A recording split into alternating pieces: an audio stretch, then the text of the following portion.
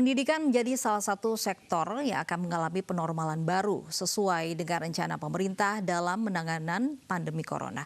Kegiatan sekolah akan segera dibuka kembali setelah hampir 3 bulan para siswa diminta belajar di rumah.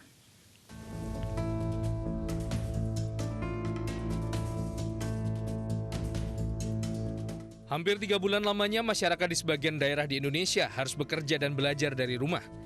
Hal ini sebagai bentuk upaya memutus rantai penularan virus corona. Sejumlah penyesuaian dilakukan untuk bisa bertahan di tengah pandemi yang belum diketahui kapan akan berakhir. Hal ini sangat berdampak bagi anak-anak. Sejak diharuskan belajar di rumah, 72% anak mengalami kejenuhan. 19% responden anak mengaku sulit berkonsentrasi. 10% anak mengaku stres dan 9% anak-anak merasa kesepian selama di rumah. Sistem belajar di rumah juga dirasa kurang optimal. Hal ini dipicu karena minimnya waktu orang tua untuk mendampingi anak saat belajar. Minimnya media ajar hingga orang tua yang kesulitan menyesuaikan bahan ajar dengan yang digunakan pihak sekolah. Sesuai rencana pemberlakuan kenormalan baru pemerintah, kegiatan pendidikan dan budaya akan mulai kembali berlangsung pada 15 Juni 2020 mendatang dengan berbagai syarat dan penerapan protokol kesehatan yang ketat. Namun rencana ini justru kembali menimbulkan kegelisahan di tengah orang tua siswa, mengingat anak-anak saat ini termasuk dalam rentang usia yang rawan penularan corona. Ikatan Dokter Anak Indonesia atau IDAI merilis data bahwa kasus corona kini mengintai anak-anak.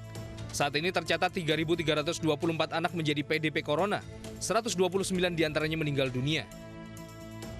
Sementara 584 anak tercatat positif corona dan 14 pasien anak meninggal akibat COVID-19.